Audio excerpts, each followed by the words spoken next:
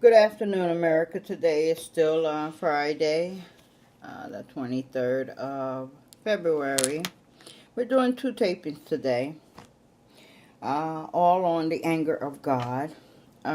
It will come from Psalm 78. Psalm 78 is a very, very long chapter, has 72 verses in it. So we're going to do half of it today.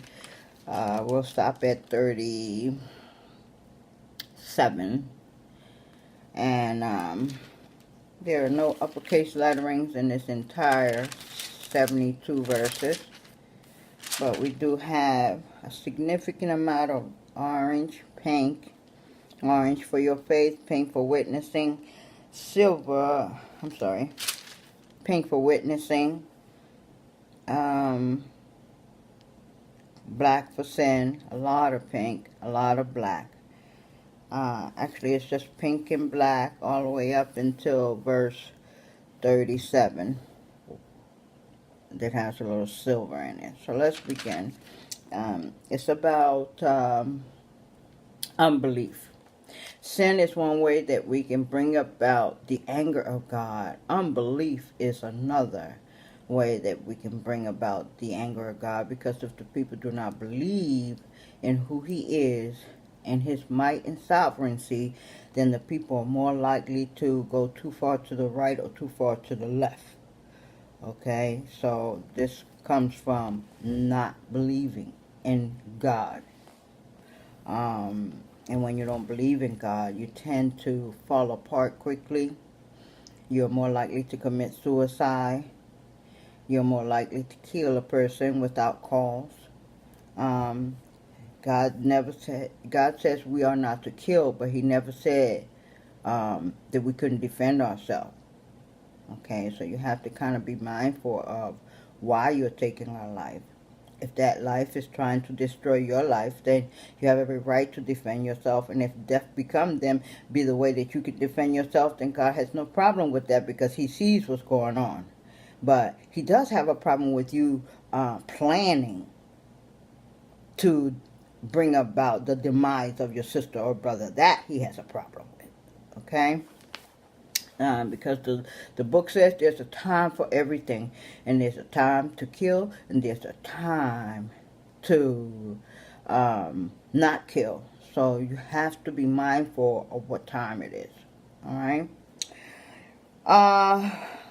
Psalm 78 talks about God mercifully guides His stubborn and rebellious people. Regardless of how stubborn and rebellious we may become, He still guides us. That's the mercy of God. It's above the mercy of man.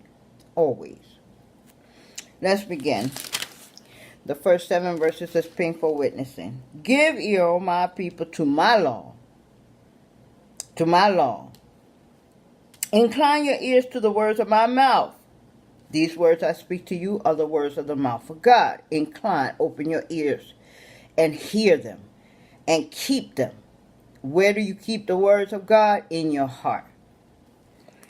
Give ear, O my people, to my law. Incline your ears to the word of my mouth, too. I will open my mouth in a parable. I will all utter dark sayings of old. 3. Which we have heard and known, and our fathers have taught us. Yes, they have. And we, being the elders now, we try to teach those same laws to our children and grandchildren. It is a must. 4. We will not hide them from their children, showing to the generations to come the praises of the Lord and His strength and His wonderful works that He has done. It is extremely important to always share with your children all the wonders that God has done in the biblical time and now. He's still in the business of doing wonders, even now. When that plane landed in the Hudson River, that was 100% all God. Nothing to do with the pilot. The pilot was just as scared as everybody else. It was all God that landed that plane in the Hudson. All. And we are never to take any of His glory. Any of it. 4. We will not hide them from their children, showing to the generations to come the praises of the Lord and his strength and his wondrous works that he has done. 5. For he established a testimony in Jacob and appointed a law in Israel, which he commanded our fathers, that they shall make them known to their children. It is our job as elders to speak to our children and grandchildren about God and remind them. 6. That the generations to come might know them, even the children which should be born, who shall arise and declare them to their children. 7. That they might set their hope in God and not forget the works of God, but keep his commandments. 8, 9, 10, and 11 are black for sin, and might not be as their fathers, a stubborn and rebellious generation, a generation that set not their heart aright, and whose spirit was not steadfast with God. Ooh, we are overpopulated with that population. 9. They're all in high places, making rules, changing laws that contradict the laws of God. 10. The children of Ephraim, being armed and carrying bows, turned back in the days of battle. 10. They kept not the covenant of God and refused to walk in his law as they do today. 11. And forgot his works and his wonders that he has shown them. Okay. 12 to 16, pink again for witnessing. Marvelous things did he do in the sight of their fathers in the land of Egypt, in the field of Zoan. 13. He divided the sea and caused them to pass through, and he made the waters to stand as a heap. Can you imagine that, America? You're crossing the Red Sea. The ground that you are walking on is bone dry. To your right and to your left, you see a wall. In the midst of that wall, you see all kinds of living creatures that live in the water. Can you just imagine what that looks like? Don't believe that somebody didn't stick their finger in that water just to be sure that it was water. Marvelous works. In the daytime also he led them with a cloud, and all night with a light of fire. 6:15. He clave the rocks in the wilderness and gave them drink as out of the great depths from a rock. This is an awesome God indeed, worthy to be praised. 16. He brought streams also out of the rocks and caused water to run down like rivers. 17 to 22 is black for sin. And they sinned yet more against him by provoking the Most High in the wilderness. Constantly, Father God. Constantly bickering, complaining. I want leeks. I want yolks. I want onions. I want this. You want bondage when you are free. 18. And they tempted God in their heart by asking meat for their lust. 19. Yea, they spake against God. They spoke outwardly against God, as if he has no ears, that he cannot hear what you just said. The Lord heard what Aaron and Miriam had said about Moses. Even though Moses was not there, God heard every word they said against his servant. And they were duly reprimanded right away. So watch who you talk about. If you're talking about somebody that the world likes, you cool. Don't talk about anybody the Lord loves. He'll turn your world upside down. Believe it or not. Yea, they spake against God. They said, can God furnish us a table in the wilderness? Arrogance. Arrogance. If he can split the Red Sea for your behind to walk through, what makes you think he can't provide meat in the wilderness? 20. Behold, he smote the rock that the rock gushed out and the stream overflowed? Can he give bread also? Can he provide flesh for his people? Arrogance. Constant. Every day. This is what these people were doing. 21. Therefore the Lord heard this and was wroth.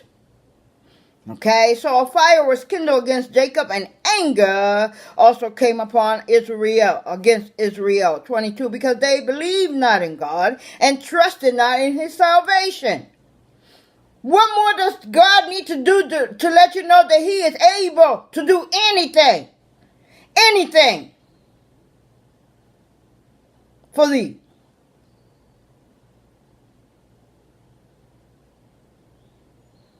Whatever man's criteria are for you to obtain what you're searching for, God can remove that. Anything for you. All you have to do is believe. That's all. Just believe it in your heart. 23 to 29, it's all painful witnessing. Pay attention. Though he had commanded the clouds from above and opened the doors of heaven. 24. And had rained down manna upon them to eat, and had given them of the corn of heaven. That's what manna is. That's what the angels eat. Manna. Corn. Cornbread. Heavenly cornbread. Okay. 25. Men did eat angels' food. He sent them meat to the full. Some of them choked off that meat too. 26. He caused an east wind to blow in the heaven, and by his power he brought in the south wind. 27. He rained flesh upon them as dust, and feather flowers like as the sand of the sea. They wanted meat, they got a heap full of it.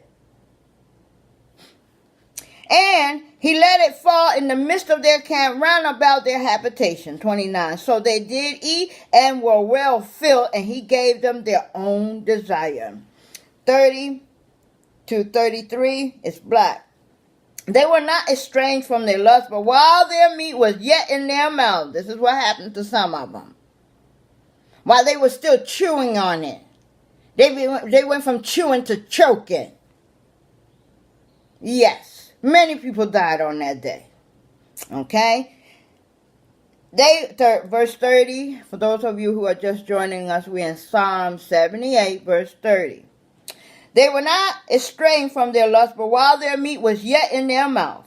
31. The wrath of God came upon them and slew the fattest of them and smote down the chosen men of Israel. So he slew the fattest of the men and the chosen ones. 32. For all this they sinned still and believed not for his wondrous work. This is called a stiff-necked generation, America.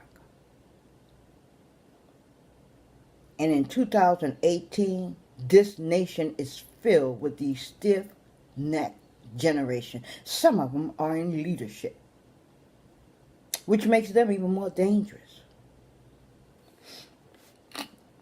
33. Therefore their days did he consume in vanity, and their years in trouble. 34.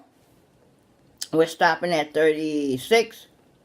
34 is yellow, orange for your faith. When he slew them, then they sought him, and they returned and inquired early after God. This was a backward and forward thing with the Israelites that came out of Egypt. They would complain. They'd be all right for a while. Complain. All right for a while. They would just go backwards and forward. They were never stable in their mindset. Never content. No matter what he did, they were always testing him. Never believing. And they remembered that God was their rock and the high God their Redeemer. 36. Wow, we got a brown here. And 37 is brown. We'll read it together in there. Nevertheless, they did flatter him with their mouth, and they lied unto him with their tongues. 37, for their heart was not right with God, neither were they steadfast in his covenant. So God knows whether you're a true believer or not. You can't fool him. You can fool man, though, But you can never fool God. Okay? And don't try, because you'll get hurt trying to fool God. All right? He'll make you stumble over something that you didn't even see. That's how awesome he is. It is better to be on his good side than be on the side of his anger. Because he will do you worse than man can do you. For sure. I hope you learned much from this lesson. I hope you paid attention to the words spoken unto thee. And I hope that you apply them in your life. In the meantime, as always, may the peace of God be upon you, upon your pate. May the protection of God surround thee and all those you love. And may the will of God, his will, not yours, come from thee. Until the next time, my name is Brenda Guerrero. Enjoy your Friday.